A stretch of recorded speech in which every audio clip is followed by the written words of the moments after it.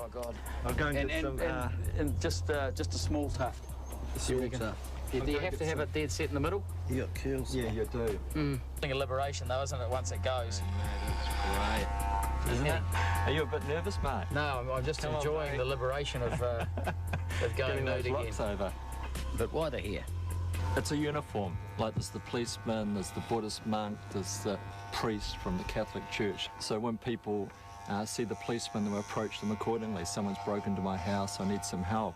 So when they see someone dressed like this, they inquire, hey, what are you guys into? Is it not part of what you do to devote your life here to getting a better life in the next realm, so to speak? Yeah, well, it is. But even before I joined the movement, I had a good life. Yeah. And also, I'd given up most of the vices, meat eating, intoxication. I was right into health food and quite an austere life. So I think both that life that I was living with all the vices, I can't complain about.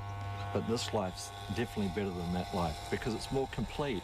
And the ultimate goal, actually, of human life is... You've just gone down one, haven't you?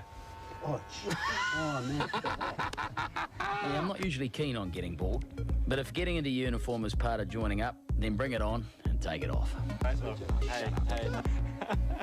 Yeah. Oh, brilliant. Yeah, that's just, I quite like the... You like that? The only thing that concerns me is there are plenty of people around here with a full head of hair, like I came here with. But how come you've got hair? Well, although I live in the temple, I'm a professional like you. I work for Sky TV, and I have to mingle around with... Wonderful, because this will look so good in my board meeting on Tuesday. G'day, guys. Sounds Suit good. and tie. And...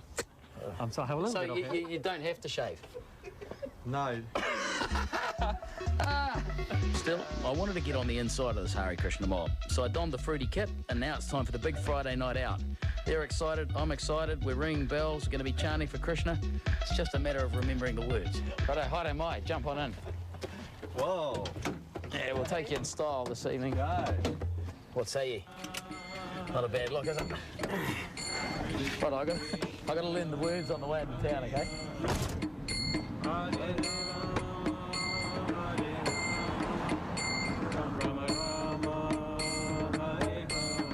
Yeah, I'm ready to go. I mean, I've you know, since I was knee-high to a grasshopper, seen these guys tearing around the main streets of New Zealand, ringing the bells and hitting the drums and singing the songs.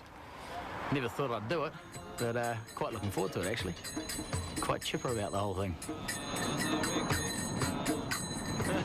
You know the words yet? Hare Rama, Hare Rama, Rama Rama,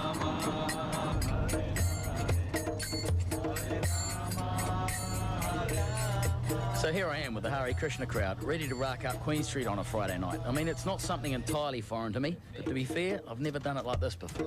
Rightio, troops. Oh, the head's cold, it really is. So I might have cut a few years off my degree if I'd learned a bit about marketing from these guys with their jingle.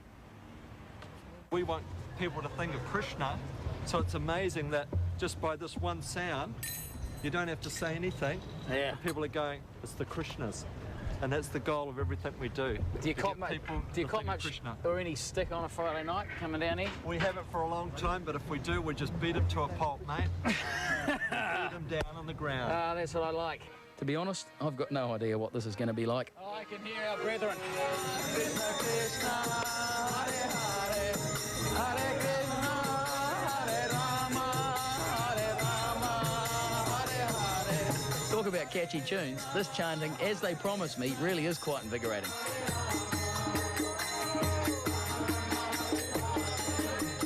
Bloody brilliant, I'm loving this. I mean, I've never been very musically inclined, so to speak, but I'm getting the go of the cymbals, isn't this?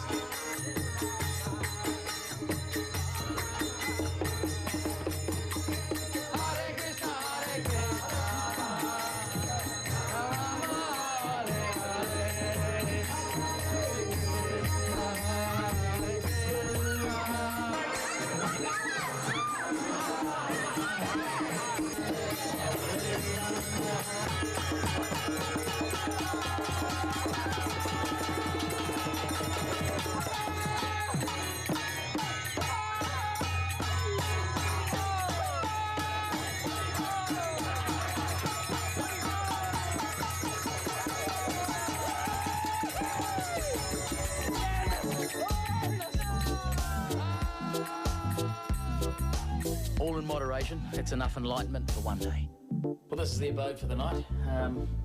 Carla's left me with a DVD player on my own TV. The only problem is that I'm not going to understand too many of these at this stage in my learning process. That'll be day 3. But quite looking forward to putting the head on the pillow. It's not going to be a big sleep though. Apparently we're up at about 2:30 or something to go chanting, which admittedly I thought we did a fair bit of that tonight down Queen Street. Apparently not enough. There are certain requirements on a Hare Krishna, and one of them is that you chant the mantra some inordinate amount of times a day, something like 400 times or... Oh God, I've never worn a chain in my life. I don't know how to get that off. And quite frankly, in front of you, I'm not going to take my pants off. So push off and let me jump into bed if you don't mind.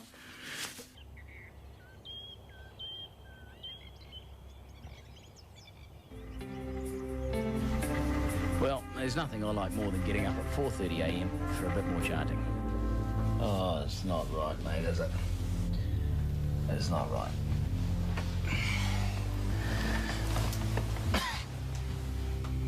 Oh, goody.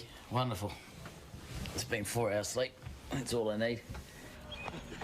This is our morning jog. Yeah. Ah, that's one great thing about living 45 minutes away from the centre. Isn't it?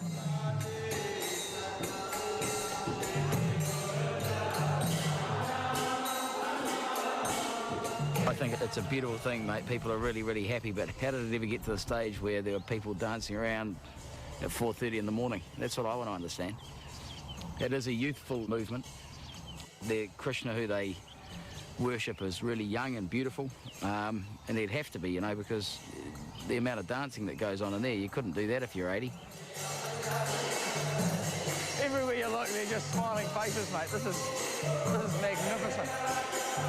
I mean, if you can imagine for a moment, you know, putting all of your preconceived ideas aside and jumping into a room with people playing music and singing and dancing at 4:30 in the morning, it's actually a wonderful, wonderful experience. It's in stark contrast compared to, say, a stock standard Western religion where you sit in church in your dark gears and listen to a guy prattle on and on and on.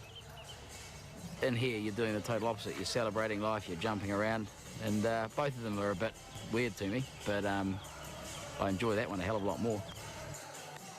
A couple of hours of morning chanting and osmosis takes over. I find myself mysteriously becoming at one with my surroundings. Hide hiva grantes,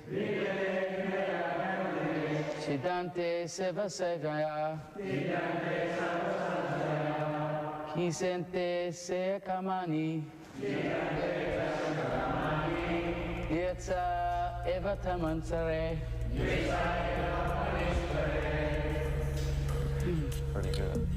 But to be brutally honest, as I continue the search for myself, what I keep finding is the proximity of temptation.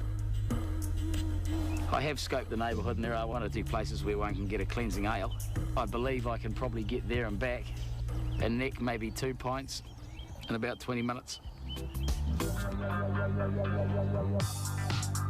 Talk about eat your veggies. Little wonder these guys look so healthy. There's no lacking the 5+ a day diet here. That's really why we dance. We dance a lot so we can eat more.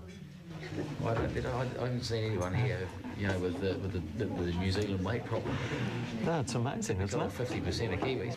And I guess since they don't eat meat, Hare Krishnas are the masters of making the most out of everything else. We make over about 200 or 300 preparations just from milk alone. Just from milk. Hundreds of sweets and the curd like you had last night. Yep. And yeah, we worship the products from the cow. We accept the cow as like our mother. So naturally, I thought it would be polite to head down to the farm operation to meet Mum. Give him a scratch between the horns now. Half the spinach. Does he like that, does he? It's the opportune moment to be able to do it because he's pacified. Look at the size of the big fella. These cows clearly have to be amongst the happiest cows in the world. There's no fear of heading off to the abattoir for this lot. They spend their whole time with their head down just eating, don't they? And but also similar to you lot, really. I mean, we spend a lot of time eating the good food. Eating good food, eh? But also, many things are considered sacred in the cow. Like obviously, we can make many products out of the cow after it's passed away naturally with the skin of the cow. after it's passed away naturally. But also the urine of the cow and the stool of the cow are considered antiseptic. Whilst I ponder the miracle of cow 1s and 2s, I get introduced to the Hare Krishna work ethic. And it's not all fun and games, no leaping about and chanting for these guys. They actually work damn hard to keep this operation ticking over.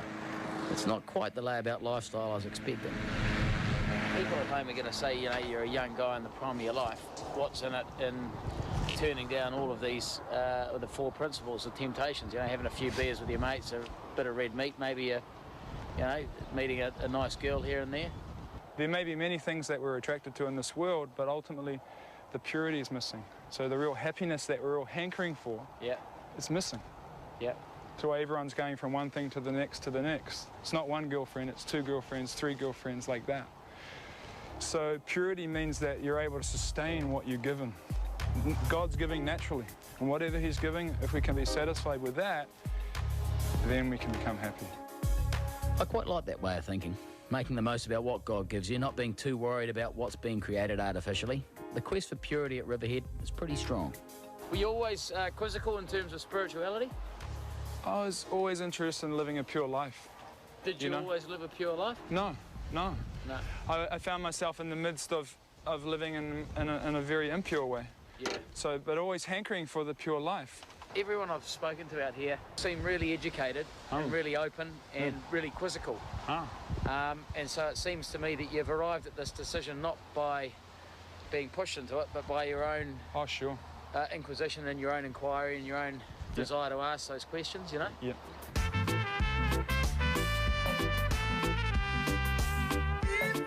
It's nice to be out of the confines of Riverhead, to be able to cruise the streets and take a bit of time out. It's also a good opportunity to see how people react to a Hare Krishna in a valiant. Hare Krishna.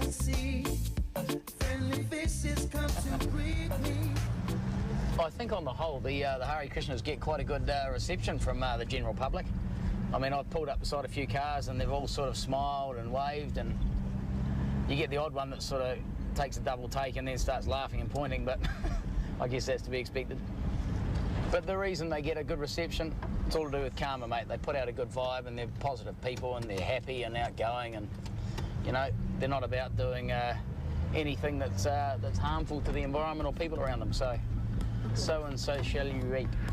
I think it's time for a little bit of a purity top-up. And one of the way the Haris find Krishna consciousness is through yoga. Roll over the toes, point the feet, dog up. Rolling back over the toes, dog down. How does yoga relate to the Krishna consciousness? Do you have a car? What's the right answer? I do. You do, and do you look after your car? Well, there's not many cars around that are 35 years old. And still running. And still running. Right. So I guess I do look after it. I guess we look at it the same way. The soul, being the driver of this vehicle, is the most important part. But to get us to the destination, the end of life, we have to look after the vehicle. So, yoga is like that. Okay, guys. Walking the feet forward. We're then going to lift them up off the ground.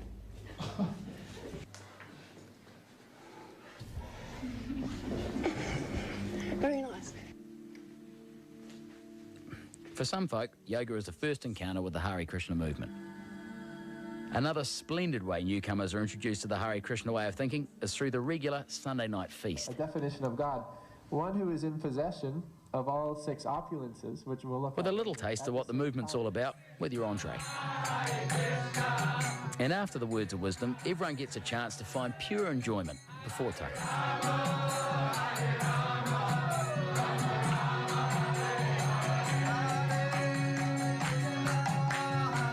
Some of the things that are being discussed seem pretty far out for a, you know, pragmatic, logical, black and white sort of bloke.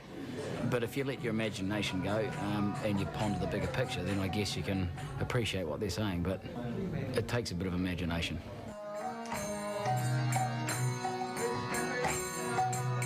But as much as I'm enjoying my time with the Hare Krishna devotees, certain realities are starting to kick in. My spring's gone. I'm afraid I'm blowing a calf. I feel a bit like Karate Kid, mate.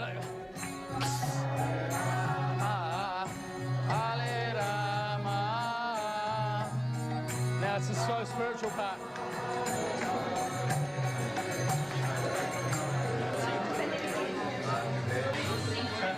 It's fair to say I've tried hard to embrace the Hare Krishna way of life, and there are many things about it that I dig.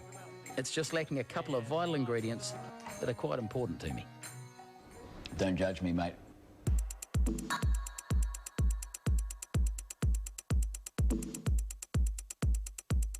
I'm more a heathen than a Hare. My body is not a temple. I mean, this thing is not for everyone, don't get me wrong. There are going to be people who think, oh, it's a cult, but you can join it in many levels as long as you adopt some of the Krishna lifestyle. So you can be, you know, there are doctors, accountants, lawyers, there's all sorts of people out there. They don't have to look like this, but they're low-key. They've got a lovely disposition. They're not hurting anyone, and they're very welcoming and very spiritual. And I think the key thing for me is they're educated, they're intelligent, so they're making an informed decision. And while I may have moved on from their words of wisdom, they'll stick in my sword forever. Hare Krishna, Hare Krishna, Krishna Krishna. People and places, I see diversity and beauty. When I look to seek and see, friendly faces come to greet me. Diplomatic Immunity is next, and tomorrow, unravel the mystery surrounding a psychopath and his legacy of terror. Real crime goes beyond the Darklands Australia. Tomorrow on TV1.